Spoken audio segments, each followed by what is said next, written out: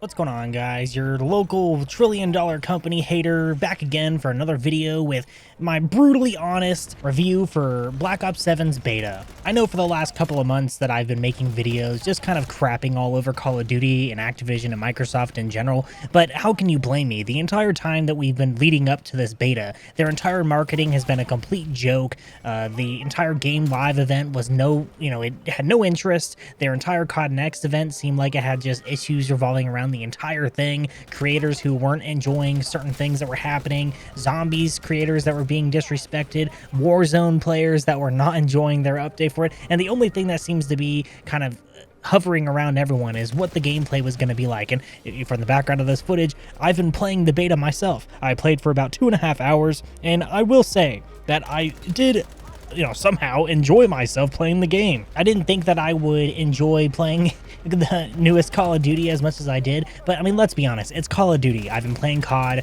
for over 15 years at this point, so there's a reason why I've been playing for so long. I enjoy the arcade shooter type of game. I enjoy Call of Duty, I enjoy Battlefield, I enjoy any type of FPS in general. I play Tarkov, I play Splitgate, I play Halo, just anything. I will enjoy pretty much any FPS title out there. And I've been crapping on Call of Duty as much as possible because they've just been mishandling the franchise as much as possible. Today I just really wanted to go over kind of my pros and cons of the beta for the small amount of time that I was able to play it. I'll obviously play more, and as I play more, my opinions may change. So if you are interested in that, make sure you stick around and hit that subscribe button. I'll be making videos pretty much every single day, and of course I'll be covering as much of the beta as much as possible. And of course I'll be explaining all the good and the bad that comes with it. I'll go ahead and start with the pros that I had with the beta. There was actually a couple things that I very much enjoyed. I didn't play Black Ops 6. I will admit that I skipped Black Ops 6 as I just wasn't interested in the Omni movement. I didn't really get a chance to play with it, and I'm a mouse and keyboard player. I play on PC, so I don't really feel like I had the ability to utilize Omni movement in a way that a controller player does. And I see a lot of people, a lot of creators going ahead and switching over to controller because keyboard and mouse does feel like a proper disadvantage when you're playing this game. That is one of my cons, and I said I wouldn't start with it. I'll go back to that in a second, okay? It's in the notes, believe me, I've got my notes set up. So let's start with the first one. The movement in the gameplay of the game was actually quite smooth. Anything that you did, whether it was sliding, the double jumping, the wall bouncing, or whatever it was that you were able to do in the game, all the movement does feel smooth.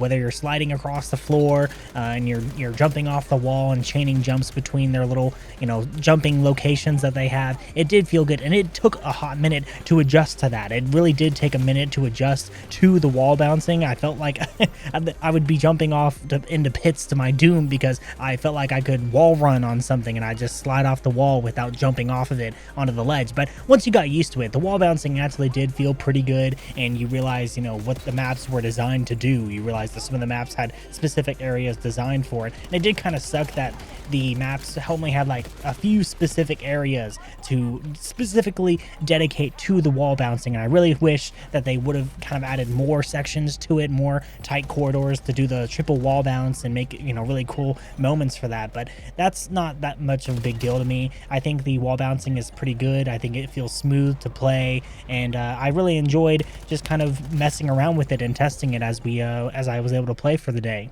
And I also noticed that while I was playing that the game looked visually good. I very much expected that. I've been saying that the engine that they've been using for the last 6 years, it's a good looking engine. The engine's always looked fairly decent, and they've done a really good job of making the visual clutter not that bad this year.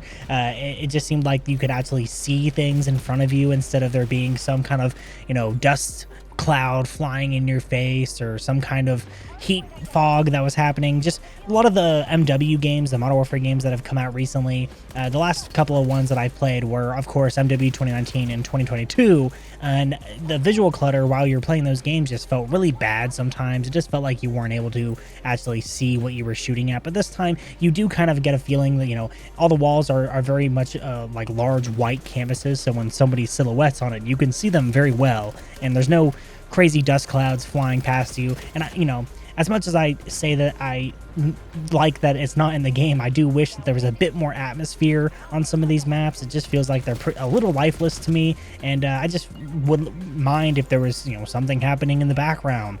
We're in cityscapes. I would love to hear the actual city in the background, but then you're not going to have, you know, issues with sound. But that's you know, another topic for another video. As we get to play the beta more, we'll be able to see exactly what's happening as we go along. The next thing that I want to go over for the pros was the fact that each gun that you use, no matter what it was, the pistol, the shotguns, the assault rifles, the SMGs, the sniper rifles, each one felt pretty good to use. I enjoyed using each one, and I used as many of them as possible. I may not have that, you know, showing in the background of the video or not, but I enjoyed using each gun. The shotgun was pretty powerful. The pistol was actually really good and felt like it was able to take down your enemies within a couple bullets, so that's what I expect. And I enjoyed pretty much every, you know, automatic rifle that we used while we were playing the beta, and each one felt punchy. It sounded pretty good. It's, you know, the sound design actually did interest me. It made me, you know, kind of listen to it a little bit more, and that's another pro for the game. The sound design is actually very nice this time. You're not having like weird crazy sounds happening all over the place, and there's some things that make weird annoying noises. I really don't like the noise for the Semtex, as always. I think the Semtex should just be a quick beeping and not this weird sonar device you're throwing around.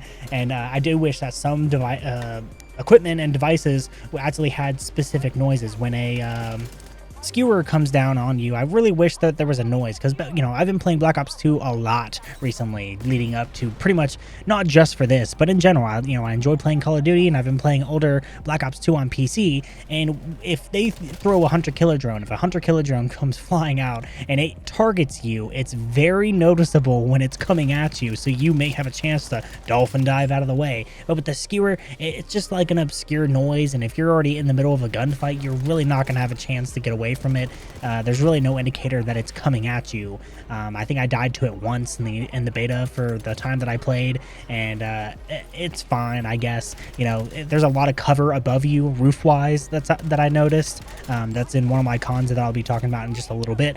But it was not bad. I didn't feel like it was that bad of a score streak, and I didn't feel like I really got many kills with it when I was launching them, and I was throwing out skewers left and right. I was pretty much melting people in this beta. It was really interesting that I could jump into a modern Call of Duty like this, you know, playing the older ones, and then just kind of crushing everybody as much as I want. I found myself at the top of the leaderboards pretty often, and of course, you know, skill-based matchmaking would punish me for doing so, but we're going to talk about that in just a second as we move over into the cons of the beta. Oh man, where do we even start with the cons?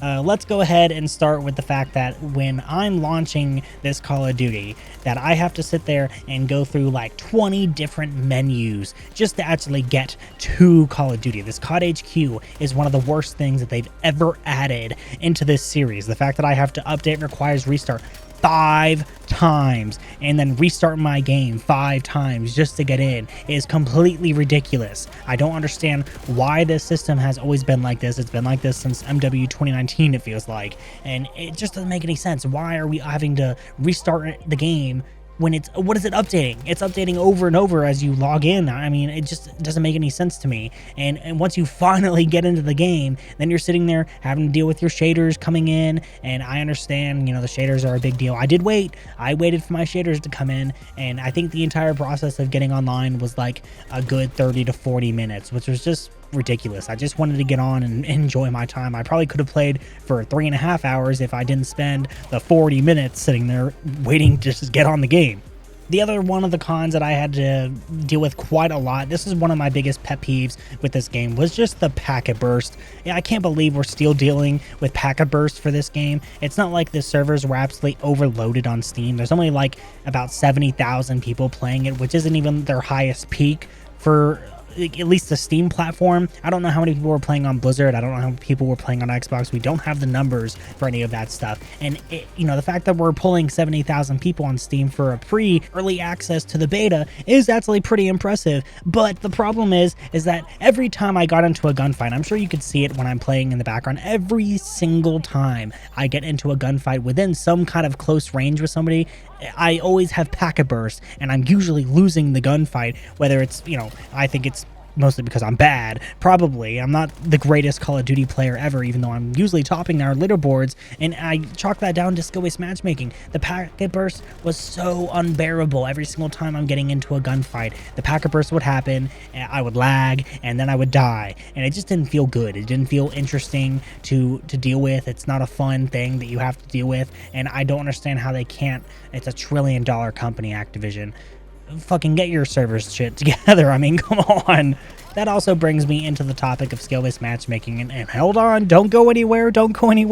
Skill-based matchmaking was a thing in the beta, and it felt a little cranked. It felt a little high, and I did have issues to where I did, pop off for a game, and the next game I couldn't even get out of spawn. I would go 0-6 right at the beginning, have no way to move anywhere. It just felt like you were being rushed immediately. It felt like everybody knew exactly where you are with a big target over your head. I got neon signs saying I'm here, and then everyone's already rotating immediately on top of you. And is it a skill issue? I don't know. I mean, it just didn't feel like I was being rewarded for doing well in a game.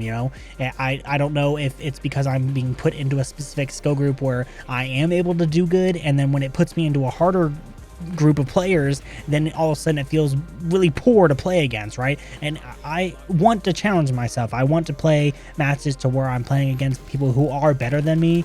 But if I'm sitting there being put up against people who are just sweating their absolute balls off the entire game, why would I want to sit there and get completely crushed the entire time? This is what I've been talking about with skill-based matchmaking.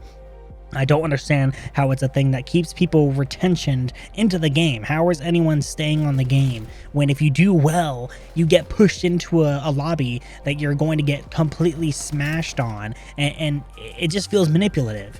Why are we playing this game when we know that the entire time it's being a manipulative system? Why is Activision and Demonware so adamant about keeping this in there? And it's because they want you to stay in your little brackets, stay within your skill group, and then you stay on the game longer because you feel like you're doing well. I don't want to sit there and do well in a game and feel like, oh, the game handed me a bone. I want to feel like I do well because I beat the competition, and whether it was really good players on the team or not, right? If I'm not doing well, it just feels like the game is completely smashing you for no reason, right? And it's like if the other team is better than me and I'm going 0-6 at the beginning of a match, I'm not going to sit there and enjoy that. I just leave those games. Now, granted, if the game had non-disbanding lobbies, I think there would be a high chance that I stay in the lobbies a lot longer.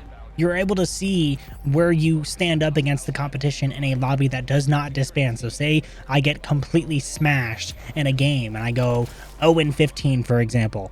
When the lobby ends and you get booted back into the map voting and everyone's able to edit their classes and everything, and you see everybody on the side panel, back in Black Ops 2, you could see the previous scores of the game that you just played. And it doesn't matter if I went 7-1, I have 700 score. I'm willing to stay in a lobby for that after even a game that I joined in progress. It doesn't feel bad when you join a game in progress because you're going to stay in that lobby and then you get a chance to beat the people who just maybe beat you, or the team that completely crushed your team and is why people were leaving. You get a chance to turn the tide against those guys, and we never get to do that anymore. We never get to sit there and actually play these games through because the lobbies disband. You get shoved in with a new group of 12 people, and you just do it all over again. And sometimes you get thrown into games that are already in progress. I'd be finishing a game, and then you immediately get put into a game that's already finishing, and then you have to do the whole process again over again. I don't understand why we want to do this, but I know why. It's because of skill-based matchmaking. They go hand in hand together,